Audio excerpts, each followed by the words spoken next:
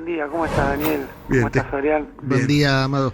Te escuchamos atentamente. ¿Qué reflexión te está mereciendo A ver, hay un consenso generalizado de que esto va a derivar en un nuevo mundo. Nada va a volver a ser como antes. Es la frase que utilizan a las dos orillas del río Bravo. Los heterodoxos, los ortodoxos, los que antes hablaban de la maquinita como algo pernicioso, ahora están pidiendo maquinita a gritos, la maquinita de hacer dólares, ni hablar, o de hacer pesos, ni hablar de lo que está sucediendo en Estados Unidos, donde el Senado acaba de aprobar un plan de expansión fiscal, el más importante de la historia de Estados Unidos. Se calcula, no sé, una inversión de casi 10 puntos del PBI de acá a la salida de la crisis. ¿Qué mundo podría venir a vos que te tocó surfear otra crisis como la del 2008, Amado? Mira, qué pregunta, ¿no? Para arrancar a las 9:15. La frase esta que están diciendo es la frase, ¿te acordás que cuenta Cristina, tanto en Sinceramente como en su biografía que escribió Sandra Russo, que yo le dije cuando le llevé la propuesta de avanzar con el tema de las AFJP?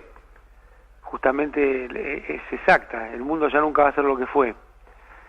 Y me parece que en algún sentido este es el corolario de la crisis que comenzó en el 2007-2008. Muypolitizado.com. En el plano económico-financiero, hoy además agravada, pero a la vez cubierta o tapada por una crisis humanitaria sin precedentes. Entonces, sí, yo comparto primero que es muy difícil que el mundo vuelva a ser lo que fue, pero no necesariamente va a ser algo para mejor. Eso va a depender de lo que haga cada uno de los gobiernos. No es una cuestión que naturalmente va a surgir un mundo mejor a partir de esta crisis que va a dejar secuelas importantes y prolongadas, ¿no? Entonces, yo creo que hay que pensarlo en dos fases. Primero, la fase de pasar la crisis humanitaria del coronavirus, donde en el caso argentino tenemos al presidente Alberto Fernández poniéndose al frente de una forma muy seria, muy responsable, que tiene que ver, me parece, que da la talla con la altura de los tiempos, con la necesidad de la altura de los tiempos, y al mismo tiempo otras personas ir pensando qué sucede el día después o qué vamos a hacer el día después, que hay que irlo pensando desde ya, porque esto va a requerir, si pretendemos que la sociedad argentina tenga expectativas de un funcionamiento razonable, va a requerir cambios de paradigma y va a requerir cuestiones estructurales, no simplemente administrar el sistema, sino que haya cambios en el sistema. Una cuestión que empezamos nosotros en la crisis 2008 con medidas estructurales, pero que va a requerir medidas más profundas de aquí hacia adelante, ¿no? ¿Cuáles serían esas medidas más profundas? Ahora está en debate si se tiene que declarar de interés público, de interés social, todo lo que tenga que ver con los recursos sanitarios, tanto como los servicios como la provisión. Estamos hablando acá, el mundo se está debatiendo y peleándose por los barbijos, el mundo se está debatiendo y peleándose por los respiradores. Ayer me contaba un intendente, anteayer me contaba un intendente que si querías un respirador en 45 días costaba un millón de pesos. Si lo querías ya, 1.600.000. Ayer un intendente me contaba, yo los conseguí a un palo 200, me dice. Salen a competir y en algunos casos ya se estaban vendiendo por 1.800.000 los respiradores.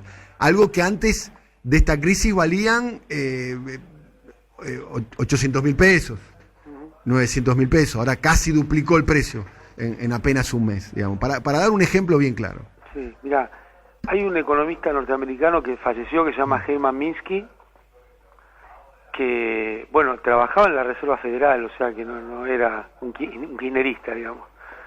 Y en su obra, tal vez más importante, tiene una frase que a mí realmente refleja lo que yo pienso, o mejor dicho, pienso lo mismo que él, que la traducida así a ojo de buen cubero es: los mercados son mecanismos excepcionalmente buenos para asignar todo aquello que no importa, como los talles de ropa y los colores de la pintura, pero para las cuestiones que son socialmente importantes son mecanismos que no tienen ninguna relevancia, fallan y fracasan y generan una mala asignación. Yo, llevándolo, digamos, desde el punto de vista del pensamiento nuestro, te diría, hay cosas que no pueden estar en el mercado. Cuando el sistema de enseñanza económico, desde la salida de la posguerra, viene explicando que cuando hay algo que falla es porque le falta un mercado y necesita crearse un mercado. Y bueno, nos entrenan en ese paradigma, pero yo creo que justamente es al revés. Tenemos que ir viendo cómo le sacamos cosas al mercado porque las asigna mal. Y esta crisis lo está demostrando,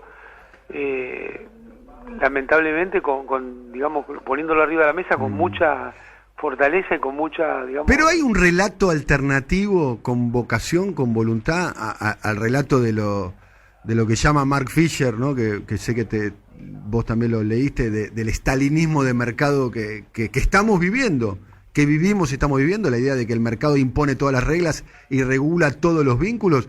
Hay un relato alternativo. A ver, te doy ejemplo. Ayer hizo una muy buena columna Rulo, que ya está con nosotros, Rulo de la Torre. Hola, Rulo. Ahí está Rulo, está fuera, ¿no? Por cuestiones ahí que estamos sanitarias, respetando las reglas sanitarias, está fuera porque no podemos más de 2 personas en el interior del estudio, y está Gillo conmigo. Rulo decía: el Banco Mundial, el presidente del Banco Mundial, Amado, le está sugiriendo, ordenando a los países miembros del G20 que condonen las deudas soberanas de los países, o que las posterguen.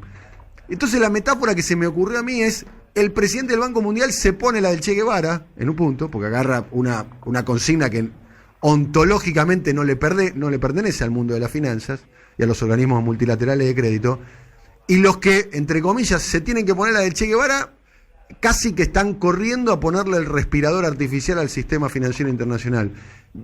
A ver, de vuelta a la vieja dinámica de los que son audaces, son los del establishment o lo de el sistema, y los que tienen la vocación de modificar el sistema son un poquito más conservadores. Es lo que Por eso no hay que creerles, porque, como vos dijiste, es ontológico. El Fondo Monetario y el Banco Mundial son organismos que su razón de ser es sostener el patrón dólar en el mundo. Es decir, la principal herramienta después de los F-14, los portaaviones y las bombas nucleares, de sostenimiento de la hegemonía norteamericana sobre todo el planeta. Entonces yo no les creo, primer punto. Porque no es que haya buenos o malos directores del Fondo Monetario y del Banco Mundial. Su rol en la sociedad es sostener la preeminencia norteamericana sobre el resto del mundo, y esto también está descrito por los propios norteamericanos. Por ejemplo, Zbigniew Brzezinski en su libro Strategic Vision lo dice, digamos, sin pelos en la lengua, ¿no? Que Estados Unidos ha logrado imponer un sistema de institucionalidad supranacional a través de estos organismos. Eso, primer punto, ya que mencionás lo del presidente del Banco Mundial. Ahora, la pregunta original tuya era si hay otro relato o hay vocación de otro relato. Mi respuesta es sí. Lo que pasa es que tenemos que encontrar la forma de articular la posibilidad de llegar al poder de quienes tenemos esa posición y ese relato, y la convicción de llevarlo adelante. Entonces, me parece que esta es una tarea que Argentina dio un paso muy importante sacándose de encima a Macri, teniendo un gobierno que tiene una óptica en ese sentido. Y bueno, el presidente, yo te repito, este es un momento donde hay que encolumnarse atrás del presidente y me parece que no tiene que haber ecos y voces disfuncionales, pero sí hay que prepararse para el día después. Amado, Estoy, por supuesto, interesado en conocer tu vivencia desde la cárcel, porque sabés que en las últimas horas las cárceles fueron noticia por distintas revueltas, motines y demás, vinculados sobre todo al tema de las visitas y las visitas vinculadas al tema de la alimentación. Mirá de lo que estamos hablando, ¿no? De que los motines tuvieron como origen la suspensión de las visitas y que la suspensión de las visitas impacta sobre la alimentación de los internos, ¿no? Una situación muy clara del estado de situación de las cárceles en Argentina. Pero antes de llegar a ese punto, y cómo lo vivís vos, digamos, la situación del coronavirus y demás, te quiero preguntar en esta misma línea que estás mencionando algo que se está debatiendo en Estados Unidos y lo están debatiendo académicos, pero también empresarios, que es no repetir la historia del 2008, y vos la viviste como protagonista, de los estados salvando bancos, salvando empresas, y que lo primero que hacen esas empresas después de ser salvadas y de levantar cabeza es distribuir dividendos y bonos millonarios a los accionistas y a los gerentes, y el contribuyente pagando los costos, digamos, de esos salvatajes.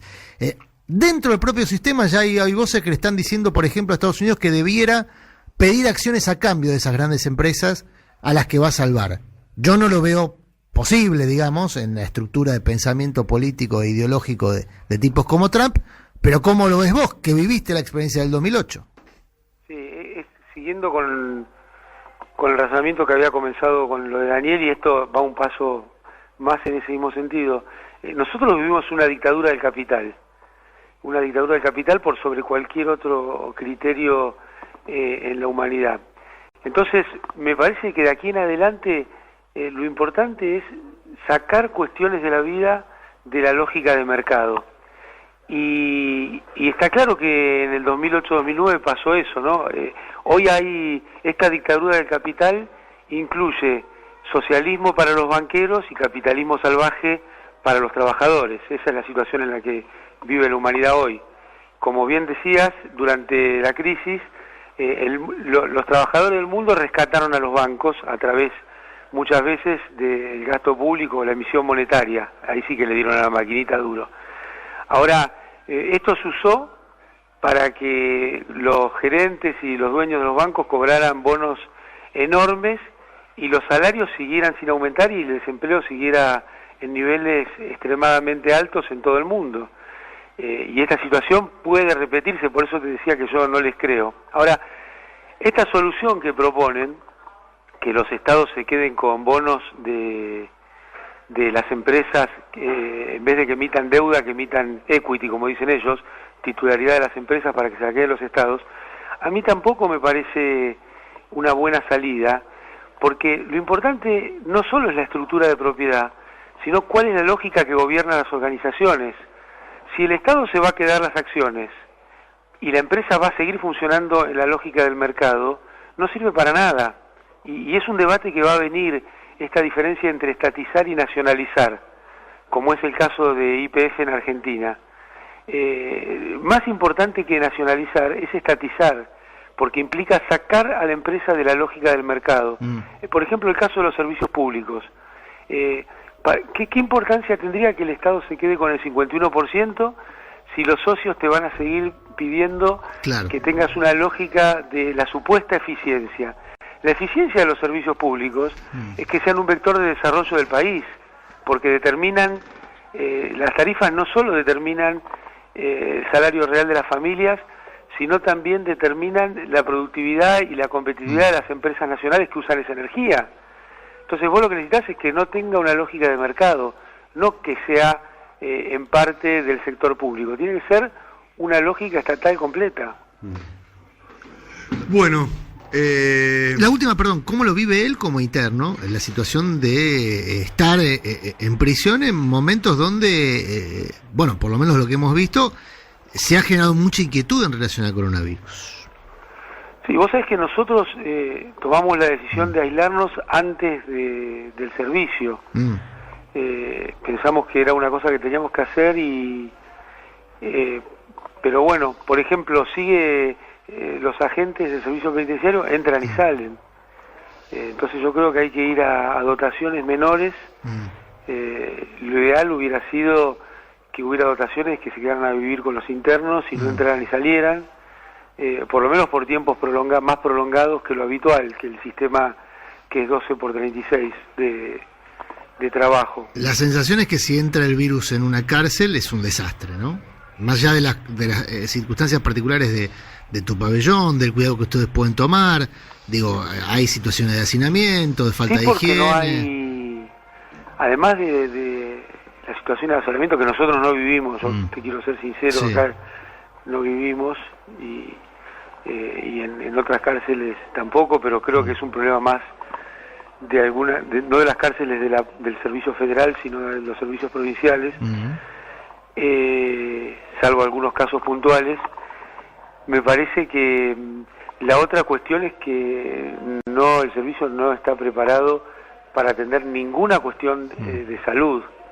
Yo he estado, cuando ingresé en la cárcel, en el HPC, en el hospital, y te digo que desde ningún punto de vista está preparado para atender una cuestión de este tipo, y esto está siendo, me parece, muy grave para aquellos presos que tienen problemas de salud preexistentes severos, que estén en esta situación, porque no hay cómo atenderlos, y esto no tiene que ver con la voluntad o no de quienes trabajan en el servicio penitenciario, sino con cuestiones de infraestructura que no se pueden resolver de un día para otro, como estamos viendo en toda la sociedad.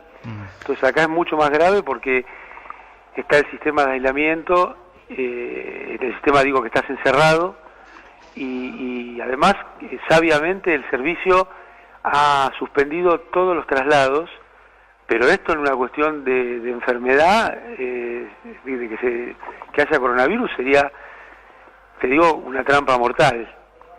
Entonces son cuestiones que me parece que hay que ir viendo qué se hace rápidamente. Yo creo que parte del sistema judicial, porque esto es el problema, también el sistema penitenciario está sujeto a los dictados del lawfare. Hay parte del sistema judicial que está jugando a la política con la vida de detenidos, y me parece que esto puede terminar muy mal si no están a la altura de las circunstancias en el sistema de administración de leyes, digo, algunos jueces y algunos fiscales. El caso más obvio es el de Luis Delía, ¿no? Pero esto se replica en cientos de personas que por ahí no son conocidas y que están en situaciones similares. Bien. Me parece que hay que tener mucho cuidado con esta situación, y en particular, si me permiten, pedir que las telefónicas se dejen de ganar plata por un segundo por lo menos y liberen los teléfonos de las cárceles, porque imagínate las mujeres y varones que están encerrados y no podemos hablar con nuestra familia, faltan tarjetas, es difícil conseguir las tarjetas, es difícil que lleguen a los penales, y esto, cuanto más vulnerable es el sector que está preso, más grave es. Sí. Entonces, más que las telefónicas podría hacerlo el gobierno, ¿no? Podría ordenarle el gobierno a las telefónicas. También en Uruguay, donde la empresa de telecomunicaciones es una empresa estatal, las comunicaciones y la internet será gratuita mientras dure la cuarentena. Claro. Es una decisión que tomó el gobierno de la calle Pou. Bueno, el gobierno nuestro está yendo en ese sentido en términos de que no se puedan cortar los servicios públicos. Pero me parece que, como bien decís, esto deja a las claras que los servicios públicos no pueden estar en manos privadas, no pueden estar lucrando en este momento, no pueden estar condicionando a los gobiernos discutiendo qué hacen. Todos los servicios públicos, nadie los eligió, como sí elegimos al presidente para que tome medidas para que estén discutiendo la política. Bien. Así que me parece que esto es digamos, una demostración de lo que veníamos hablando. Últimas preguntas, estamos hablando con Amado. Un tuit de Alejandro Rúa, que es tu abogado. Sí. Dice, ahí Graciana Peñafort presentó ante la Corte Suprema otra petición de pronto despacho para que no siga demorando las resoluciones por la libertad de Amado Vudú. Es algo que la Corte da lugar y manda para los tribunales de abajo, ¿no? De alguna manera. Mira, no sé cómo es técnicamente. Alejandro, muchas gracias por, más que ser un abogado, ser un militante de la justicia, y Graciana y Eduardo Dañona, así lo siento yo, y me parece que, por eso te decía, son cientos de situaciones. Vos sabés que en el tema de los presos políticos hay algunas personas que somos más conocidos, pero hay alrededor de 500 funcionarios y funcionarias del gobierno de Néstor y Cristina que están en alguna situación judicial culpa del lawfare, y esos no tienen voz, no tienen nombre, y me parece que merecen también un reconocimiento en esta situación, donde te agradezco muchísimo el programa que dedicaste al 24 de marzo. De eso te quería preguntar, sí, porque salió Eve. Sí. ¿La escuchaste a Eve cuando lo dijo? Sí. ¿Estabas escuchando en ese momento o querés escucharlo de vuelta ahora? Como vos quieras. Bueno, ahora lo vamos a buscar y te vamos a volver a pasar lo que dijo Eve, pero bueno, le solicitó al presidente una medida que ustedes no quieren, además. Me parece que Eve siempre es una luz y un faro, y si llegamos a tener los 24 de marzo, una de las personas... Eve es la madre, ¿no? Son los pañuelos blancos, no es un héroe individual, sino que es un héroe colectivo, y me parece que siempre hay que estar muy atento y prestar mucha atención a lo que ella dice, porque cuando ella empezó con sus reclamos en la dictadura militar, muchas y muchos no le prestaban atención, y el tiempo demostró que esa valentía, esa claridad, había que siempre escuchar, y bueno, me parece esto, ¿no? Que todo lo que ella diga y haga hay que prestar atención y estar encolumnado, porque tiene siempre un adelantamiento sobre las situaciones que se viven, más allá de lo que individualmente cada uno pueda pensar en cada situación particular, porque el tema de los presos políticos no es un tema individual. Importa poco que yo esté detenido o no, lo que importa es lo que ha hecho la justicia, parte de la justicia, usando el sistema legal para perseguir a un espacio político. Y vos fijate cómo no ha habido ni un temita con los Macri, ¿no? Con Macri y su equipo. Acá el presidente Macri se había condonado la deuda del Correo, y cuando le dijeron piedra libre dijo volvemos a foja cero, como si no hubiera hecho nada en el medio. O hacen un blanqueo, y hasta Elisa Carrió en el discurso en el Congreso dice que eso va a ser una ley solamente si no pueden participar los familiares, y al día siguiente Macri lo mete al hermano para que blanquee 30 millones de dólares a través de ese blanqueo, como dos cosas, digamos, que no hay que ni discutir. Y sin embargo nada pasó. Ellos antes del coronavirus estaban haciendo surf y esquiando en Suiza, o jugando al tenis en el sur, o sea que está claro que se usó al sistema judicial para la persecución política. Me parece que en estos tiempos, que son tiempos de resolver la crisis humanitaria, de encolumnarse atrás del presidente irrestrictamente todas y todos, también son tiempos de verdad, mermor y justicia en estos temas hacia adelante. Bueno, para terminar, escuchala a Eve ayer, qué conversando con nosotros. Les aviso que tuve el privilegio de escucharla personalmente por teléfono. Ahí habla Eve. Yo lo único que de acá quiero hacer un pedido al señor presidente. Yo sé que los presos no quieren indulto porque no cometieron delitos, yo sé que los presos no quieren muchas cosas, pero hoy me parece que tenemos que terminar con eso, y yo le pediría al señor presidente que indulte a los presos que hay, sean políticos o no, como los considere él. Para nosotros son presos políticos, si él dice que no son, no importa, pero que los indulte. Yo creo que es un momento que no tenemos que tener tanto, no, yo no cometí delito, no. Hoy tienen que estar en sus casas porque es un peligro terrible si llega a entrar. Amado. Sí. Bueno, gracias por estar ahí, gracias por tus palabras, te volvemos a llamar en cualquier momento, y mandarle un abrazo ahí a todos los que están acompañándote. Y muchos mensajes, como siempre sucede, los oyentes, reclamando por tu libertad. Bueno, muchas gracias, un abrazo muy grande, y a cuidarse mucho, a quedarse en la casa, y a querernos y cuidarnos estando un poquito lejos.